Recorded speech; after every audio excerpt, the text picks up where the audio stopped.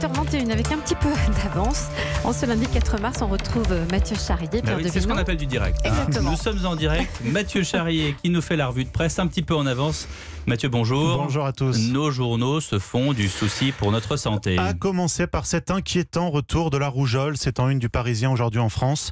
Cette maladie que l'on pensait appartenir au 19e siècle, écrit Frédéric Vézard dans son édito, et dont certains esprits prétendument éclairés se sont emparés pour illustrer leur théorie sur les dangers de la vaccination. Car c'est bien de cela que l'on parle. Une couverture vaccinale qui baisse au 21e siècle dans le pays de Louis Pasteur, le père de la vaccination. La France qui fait désormais partie des 10 nations responsables des augmentations de cas de rougeole dans le monde. La rougeole qui avait quasiment disparu du territoire français il y a 10 ans et dont le 244e cas depuis le début de l'année vient d'être détecté en Savoie. Et savez-vous comment cette théorie des anti-vaccins se développe ? Eh bien notamment sur les réseaux sociaux, YouTube et Facebook ont fait mine d'annoncer des mesures pour endiguer ces fake news autour de ce sujet. Mais on apprend dans l'opinion que c'est sur Amazon que les anti-vaccins font leur nid. La journaliste Océane Herrero a fait le test. Si vous tapez vaccin sur le moteur de recherche du site de vente en ligne, les premiers résultats qui sortent sont des livres anti-vaccins. J'ai vérifié ce matin, c'est vrai, faites-le chez vous. Parmi ces titres, Vaccin, un génocide planétaire ou Analyse scientifique de la toxicité des vaccins. Piqûre de rappel, enfin Pierre, le vaccin contre la rougeole existe, il est efficace, remboursé dans notre pays et obligatoire depuis l'année dernière. Et obligatoire. Et alors que certains rechignent à profiter de vaccins gratuits, d'autres sont obligés de se soigner avec de faux médicaments. Tragique trafic, c'est la une de Libération ce matin. Une recouverte de petites pilules bleues. Et dès que l'on tourne la page, ce titre, de vraies morts pour de faux médicaments. Le journal s'est notamment rendu au Sénégal où le trafic pullule, jusqu'à 300 000 € de chiffre d'affaires annuel pour certaines officines clandestines. Mais en France aussi, le trafic de faux médicaments se porte bien. Alors les 4 médicaments les plus falsifiés, des produits contre les troubles de l'érection, les amincissants, les anabolisants et les solutions pour se blanchir la peau. Ah bon ? Et Libération d'expliquer que c'est un commerce juteux. Pour 1 000 $ investis dans le trafic d'héroïne, par exemple, ça la rapporte 20 fois plus. Mais pour la même somme investie dans le trafic de faux médicaments, cela peut rapporter 200 fois plus. Alors l'Europe a décidé de légiférer avec la mise en place d'un code-barre spécifique pour chaque médicament. Ça s'appelle le Data Matrix. Et une petite bague en carton sur chaque boîte pour garantir aux consommateurs qu'elle n'a jamais été ouverte. À moins de 3 mois des élections européennes, cette mesure est la preuve que l'Union peut avoir une réelle utilité, écrit Alexandra Schwarzbrod dans Libération.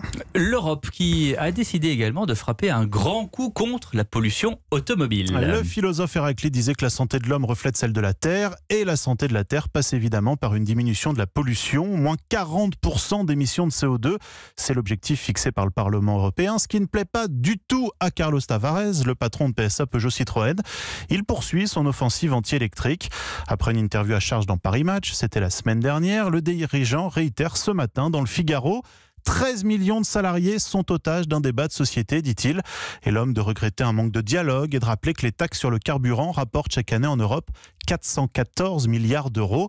Je ne voudrais pas que dans 20 ans, mes petits-enfants me disent « Papy, quand vous avez décidé le tout électrique, vous n'avez pas tout bien regardé ». Ce que l'on souhaite en tout cas, c'est que ces petits-enfants respirent mieux, notamment s'ils vivent à Paris, où le taux de concentration de particules fines a atteint il y a quelques jours 82 microgrammes par mètre cube, alors que la limite est à 50. C'est une tribune de Gaspard Ganzer dans le journal Les Échos qui nous l'apprend. L'ancien conseiller en communication de François Hollande, fondateur du mouvement Parisienne Parisien, plaide lui pour l'installation de 5000 bornes de recharge rapide dans la capitale à l'horizon 2025. Mais il n'y a pas que Paris, le reste de la France n'est pas épargné par la pollution aux particules fines. Vaucluse Matin titre en une avec une photo d'un gros nuage noir sur une vigne. Pollution, sale temps sur la région. Le journal rappelle que dans le Vaucluse, près de 300 000 personnes résident dans une zone où le seuil de l'OMS est dépassé.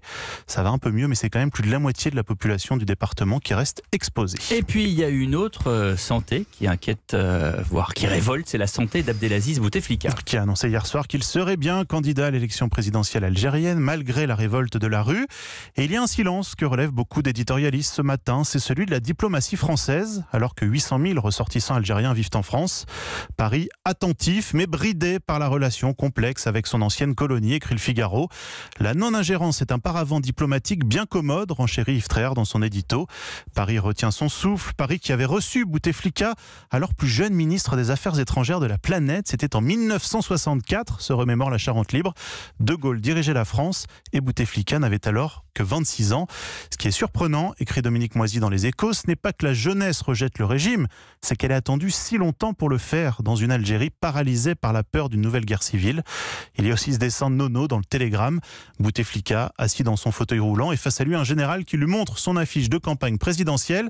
Cette affiche, un électrocardiogramme, tout un programme. Enfin, ce grand prématuré, lui, est désormais en bonne santé. Il était né à 22 semaines de grossesse. Ce bébé japonais ne pèse alors que 268 grammes, faisant de lui le plus petit bébé au monde. Et il a quitté la maternité il y a quelques jours, sain et sauf, après 5 mois de couveuse, raconte le Huffington Post.